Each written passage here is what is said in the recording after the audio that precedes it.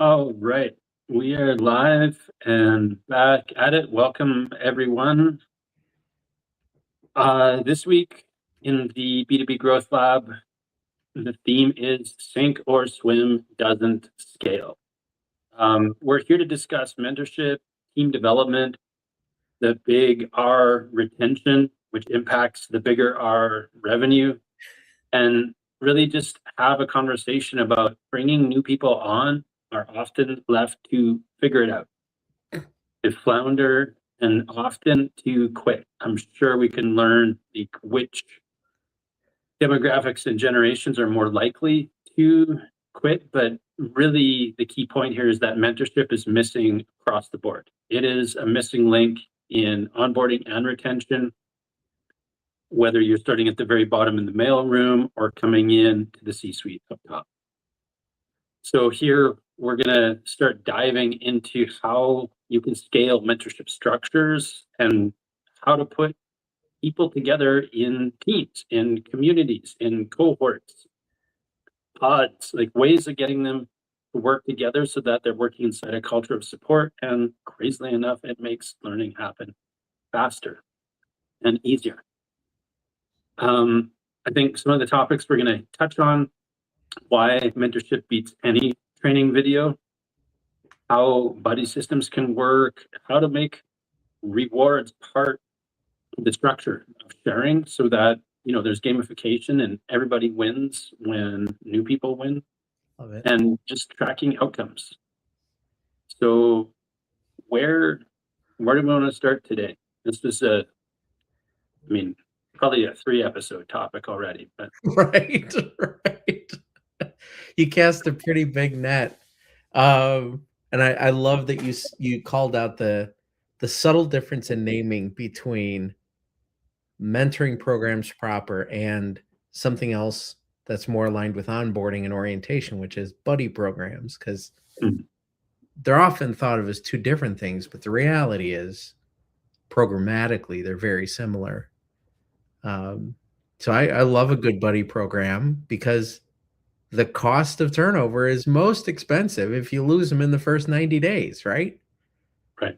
And that's where the buddy program pays off big time. So simple stuff. Where's the bathroom? How do we eat? What are norms and expectations in our culture?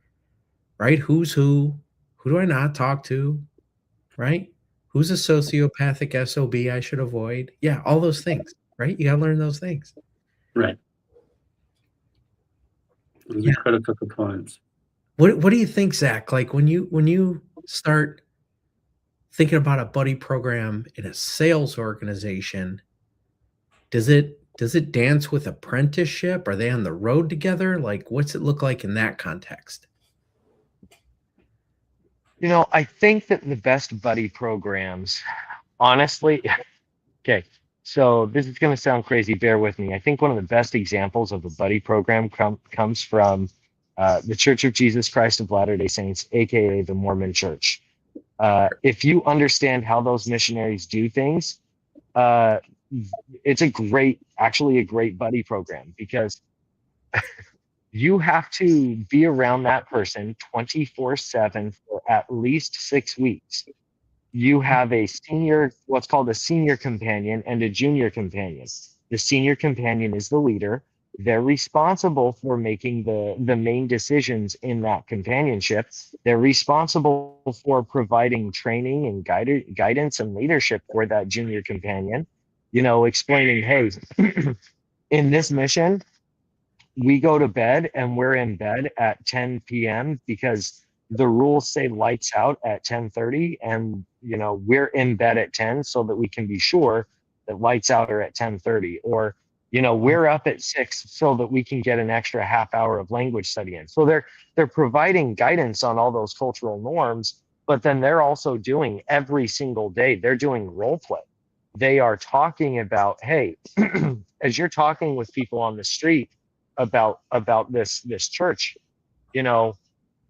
sometimes you might want to consider asking this question or approaching it this way to help people think about their life in a new way. And bringing that back to sales, sales and sales organizations are like their own beast. It's like a really unique sort of a structure, and sales cultures can vary drastically because the culture is so impacted by the incentive structure of the organization. And so, you know, having someone on the team who can be that sort of that 24-hour leader, you know, having someone where it's like, okay, I'm going to mentor you through this. You're welcome to ask me any questions. I want you to be on a couple of calls with me. If we have to go on the road, you're coming with me the first few times. Like, all of that helps give that new member of your team, it helps inculcate them into the cult of your organization, or the culture. And, you know, I think one of the things that we have done in terms of sort of the pop business mentality, and I think that you guys would recognize this, is that we tell people all the time, oh, you've got to hire for cultural fit. You've got to hire for cultural fit. You've got to do it. Mark Zuckerberg does it. Google does it. You've got to hire for cultural fit. But then we don't provide any training on that. What does cultural fit look like? How do I help someone who I think might be a cultural fit get all the way into a cultural fit? And that's where I think that it just has become shorthand for hire people that you like, and then, you know, believe that you can train them on the skills later, but really you throw them into the deep end of the swimming pool of your culture, and pray that they will get access to the resources that they need eventually. Right. Yeah. There's a second type of buddy program I want to touch on, because, you know, you laid it out so clearly in the sales process. But then who are we selling to? Right? And so you have the customer and the people that are being sold to, right? Just the same way it's like when you're having this conversation with this person on the street, these are the questions you want to ask. And where I see things falling down constantly is, and then what? Because as much time as people have spent creating the culture, having salespeople, even like berating the coffee is for closers rent, all that stuff. After that, who are they going to next?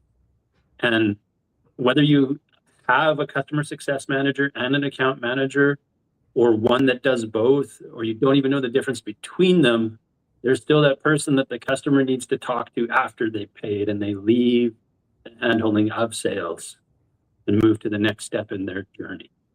Okay, And I love that you brought this up. I think if you have buddies inside, then they can treat the people who are outside as buddies as well. Like, I think this is a foundational piece. Yeah. Please. Yeah. Well, I think that this is actually really, really important, because each brand is a culture in and of itself, right? Like, Disney adults are a thing. They're a thing. And they're a thing because you have a culture that has been created around the company of Disney, or at least the experience of attending the Disney theme parks, right? So like that's a real thing. And in order to get into that, you have to have people who guide you through. It's like going to the gym. I was telling someone about this the other day. Like, the only way you can get thin is by changing your lifestyle. And really, like, you need someone to guide you through that lifestyle change. And the only way you stick with going to the gym is if you feel welcome at the gym. If you feel like these people are making you a part of the gym crowd, the culture. Because when you feel like that, then you don't feel awkward going into the gym. You don't feel like you're stepping into someone else's territory, which is the immediate first thing that anyone feels when they go into the gym. I do not belong here. And so the people who stick around at the gym are the people who feel like, this is my second home, man. I'm sitting in the sauna. I'm spread out. I'm sweating all over the place because this is my second home. You know, like, that's the key. And if you want that same level of like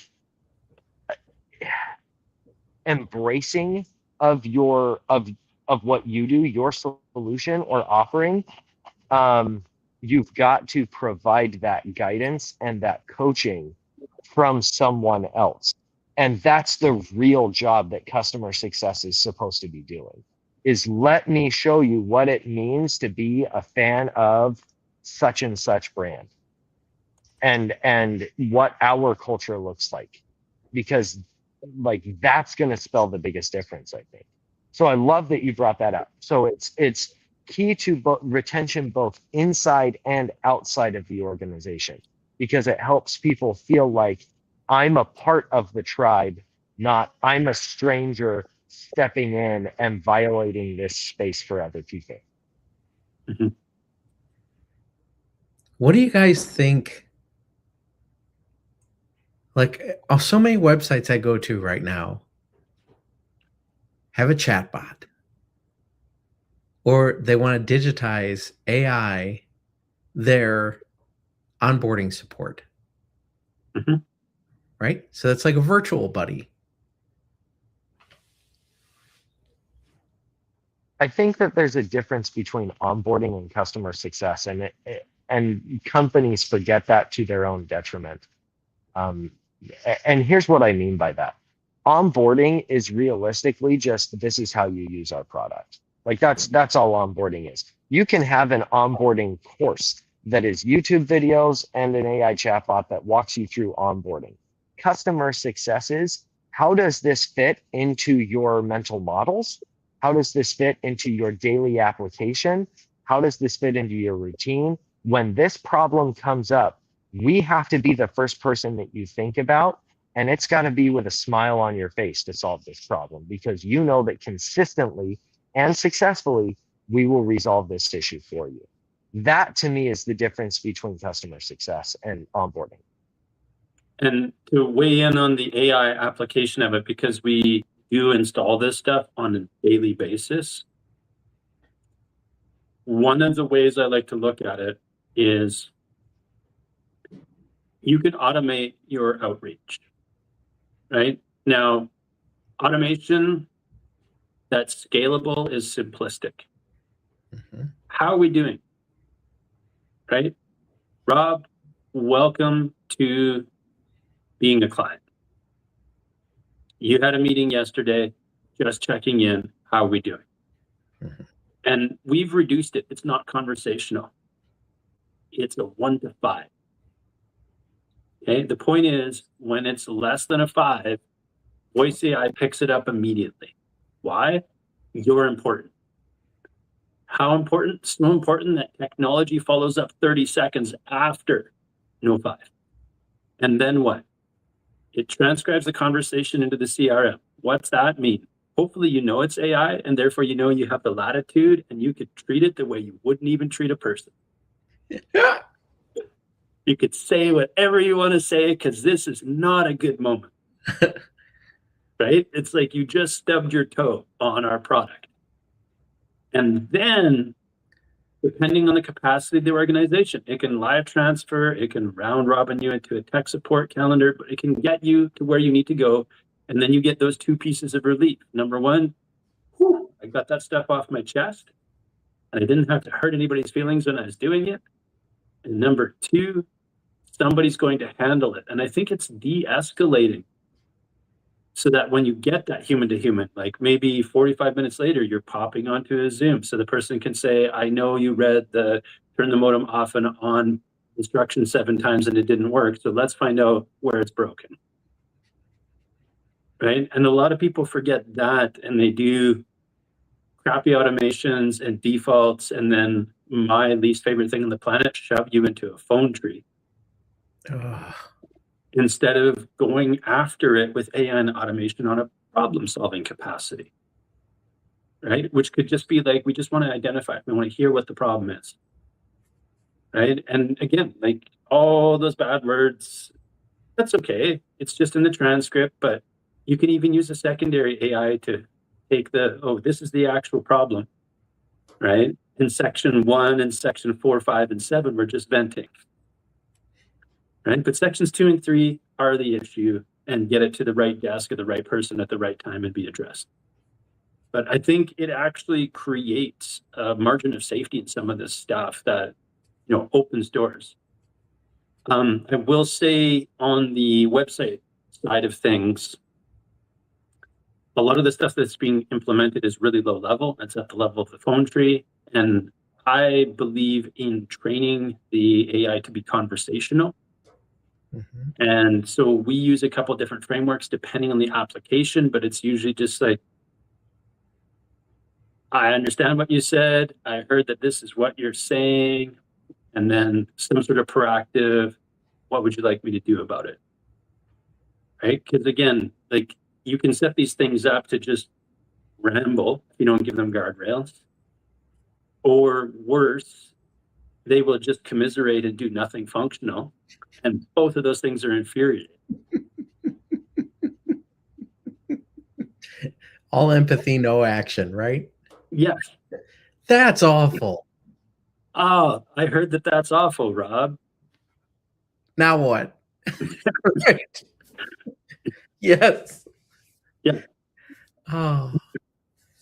One of the most powerful things, and we're kind of going down a customer service bandwagon here, but one of the most powerful things for angry customers that I ever learned was defiance on the behalf of. Right. So you go, you're right, and I'm not going to stand for it. And all of a sudden, the customer puts down their sword because now you just became their warrior. Right. Right. And it's that easy. You're right, and I'm not going to stand for it. And they're like, now they're your cheer section, right? Like, yeah. And what happens if that was the core competency of a performance review?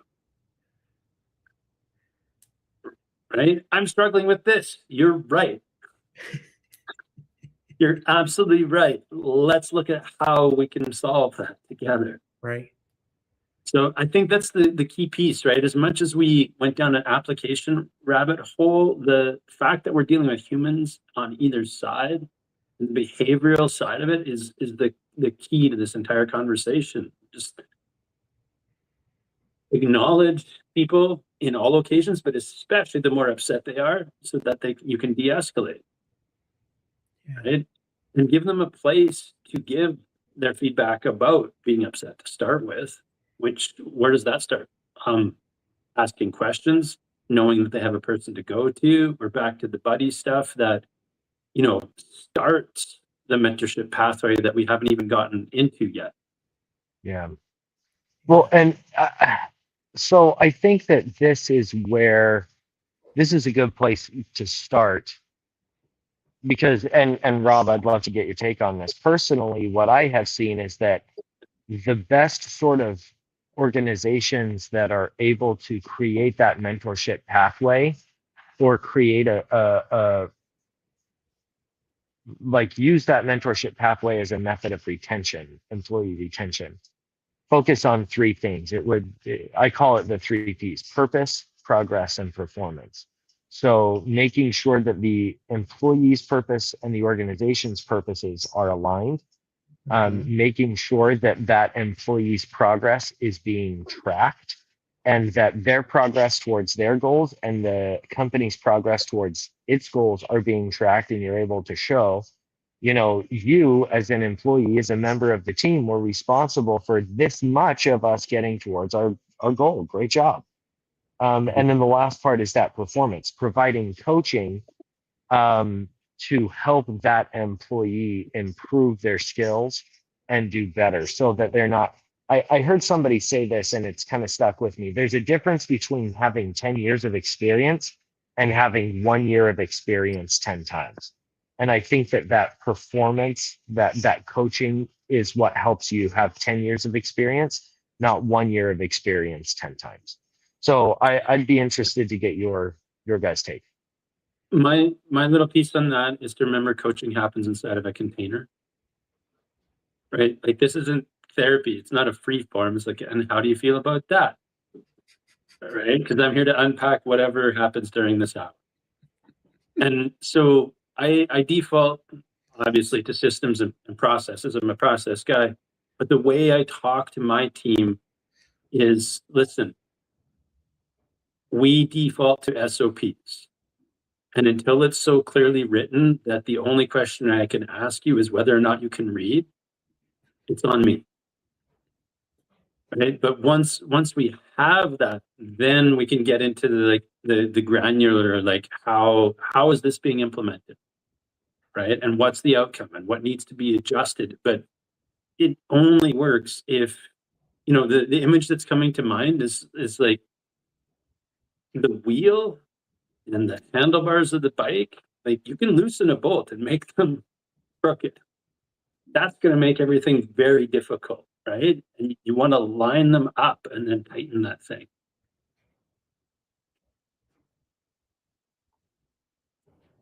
Okay. What do you think, Rob? I'm on a different part of it, and I can't get it out of my head. Like the machine part, it doesn't matter if it's human, right? Because then you could just abuse it, free form. But but when it is human, Yes. we're talking about real buddy programs. Yes. The humanity matters. So there is So much. something called interpersonal fit. Yes. And even when you get to higher level mentoring programs, when you're doing it like the highest level, think C-suite, senior VP, right? Like when I run those programs, fit, like outside your reporting chain, more than 2 levels different. And both people in the relationship win, the mentor and the mentee. Both need to get something out of it. So I try not to use the word coach when I'm talking about this because that's more transactional. Mhm. We have start date, we have an end date, right? Both people get trained. Both people have expectations. Both people get wins out of it. And it needs to be a safe space.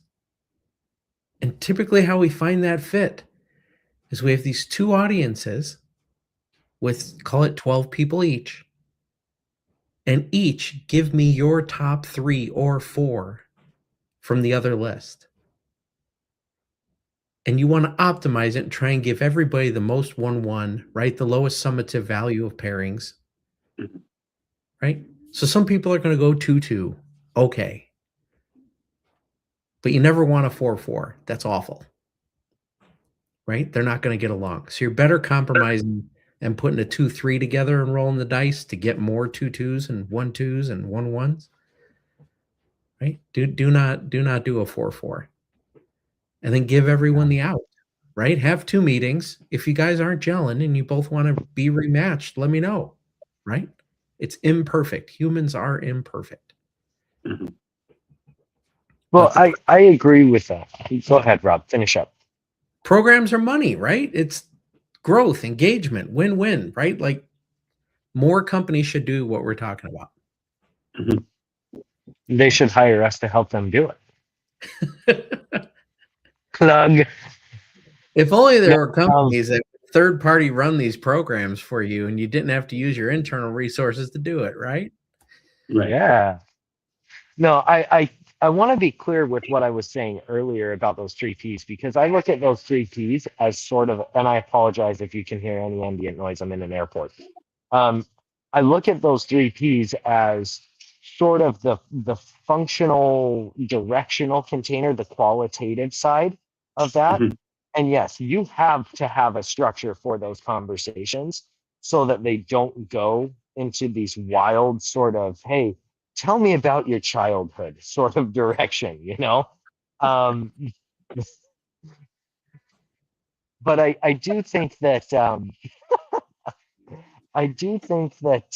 it is important to recognize that the reason that person is working for your company is first and foremost the dollar bill. Like you have to show them the cheddar, or else they're not gonna stick around. I once argued with a mentor, oddly enough, about this. I was like, people have to have aligned purpose, and he was like, Zach, let's say that your employer came to you and they said, guys, I'm really sorry, but we cannot pay you this week. When would you start looking for a job? After the first time you heard that, after the second time you heard that, after the third time you heard that, after the fourth time you heard that, right? It's like this aligned purpose is nice and all, but like they're there for the money. And so making sure that you are providing that paycheck, that purpose, right? That performance coaching and helping them see that they are actually making progress towards their own goals financially, individually, and as an organization, then the likelihood is that they'll stick around. That's why I brought that up. That to me is like that part of that container that you would put this mentorship in, right? Is showing them, hey, we're actually helping you hit your goal. We're actually giving you the money that you want. We're actually, giving you the coaching and helping you improve so that they can then be very, very clear if another opportunity were to come up. You know what? I think that I want to stay or go. It's like what you talked about when you had people who would get poached out from under you all the time, Rob, because they were improving their skills so much that other people wanted them, right? Yep. That's I think the sign of a really, really kick-ass mentorship program. And that's what I'm talking about with this progress, performance, and purpose. Mhm. Yeah, it makes sense. And then one thing I love about the work that we do is we have clients, but we measure things based on their customers, and our number one metric is impact, right? How much better is their life becoming? Why? Because their gutters are being cleaned, free of leaves. Whatever it is, you want to be able to measure that impact. And I think this stuff works just as much inside of the organization. And so, what's my mentor to do? Help me climb the ladder. What ladder?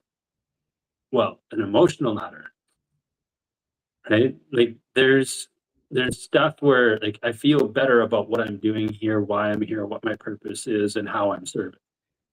And that is part, or should be part, of the so-called corporate ladder, where you rise in rank and in pay, rise in rank and in pay. Like those two things should work in tandem with each other. And then it's measured by how much impact that person's having on the organization. Right. So for me, it all just kind of lines up together because I can't see doing one without the other. It doesn't really make sense to me because you start to dig the riverbank out from underneath yourself. Well, and one thing that keeps popping into my head is the picture from The Lion King where Mufasa is sitting next to Simba and he's like, your domain is everything that the light touches, right? And Mufasa is teaching his son how to be a king. He's teaching him the culture of Pride Rock and that ecosystem. And so I have 4 kids, and as I talk with people who are like, are you crazy? Why on earth? Like, how do you parent? And I tell them that I look at my job as a father as pretty simple. My job is to just civilize feral humans. That is my job. And as I think about mentorship, it's like, I kind of think that that's what mentorship is as well. It's like civilizing this person who hasn't had an experience in the culture to optimally function in that culture, to have the skills that they need to optimally function in their role in that culture, and to have the situational, emotional, cultural, physical awareness to know when they're doing a good job and when they're doing a bad job. It's more about not stepping in it when you're really new.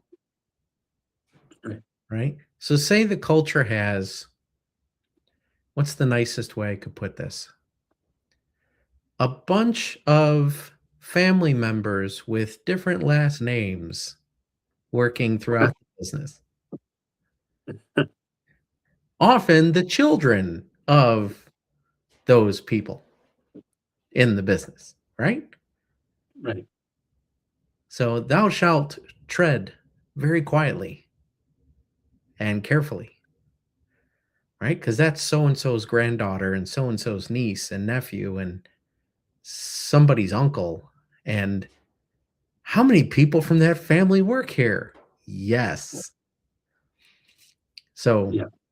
just be aware, right? Yes, it's 3,000 people. No, it's more like 20 people, right? Mhm. So that's the kind of stuff when we did buddy programs and those kind of organizations, we asked people to make sure they landed with that new team member so they didn't step in it, right? Right. Yeah. And where's the cafeteria and where's the bathroom, right? That too. Yeah. So, yeah, so how much of skill is involved in this then, right? Because like sometimes, particularly if you're buying into this new mantra of hire for cultural fit,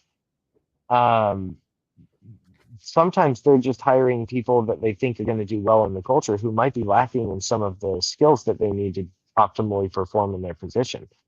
Like how much of that mentorship or buddying program is responsible for the training of those skills?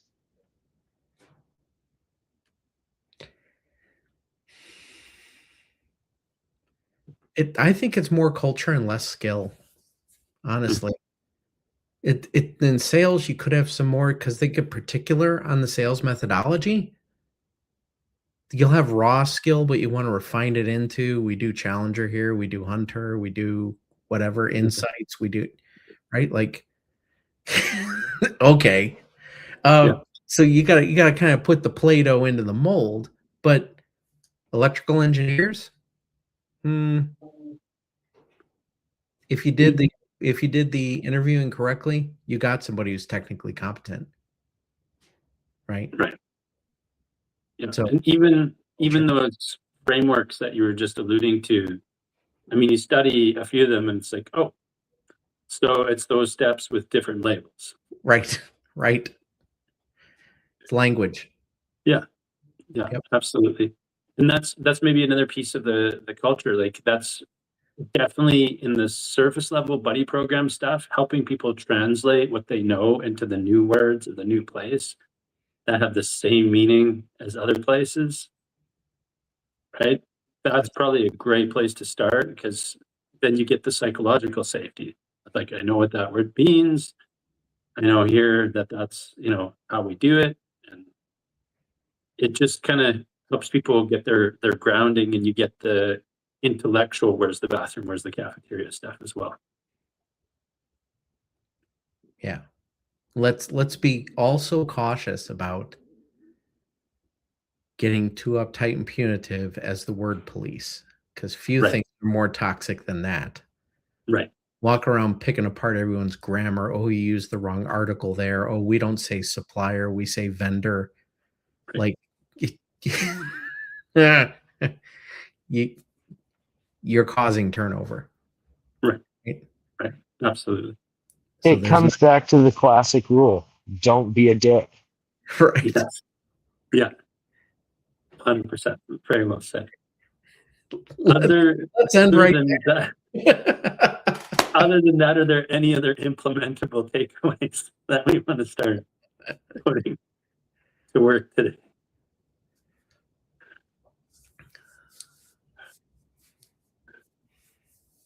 I always like to remind people that the day somebody starts with you, even though they said yes, the odds are really good that they still have other interviews scheduled, that recruiters are still calling them. So the point at greatest risk of abandonment is really early. Right. So these kind of programs we're talking about, assigning a buddy really early. Where's the cafeteria? Where's the bathroom? What don't we say? Be careful of whoever. That's money. That gives somebody psychological safety, a feeling of belonging, right? One person they can talk to and go to lunch with, right? Like, it doesn't make them another, right? It makes them a member early. And that's what gets them to say no thanks to the other interviews. Right. Yeah. It's beautiful. Absolutely. Cool. Well, yeah, thank you for that. Thank you guys for today. For those of you who hung out this long, thank you for your time and attention. And as always, we're interested in what you have to say about it, and anything that you do bring in the form of a comment, it supports other people as well. So just keep that in mind. And, we'll see you here next time, where we'll just keep on digging into this stuff. And in the end, it's all making the world a better place. Yeah.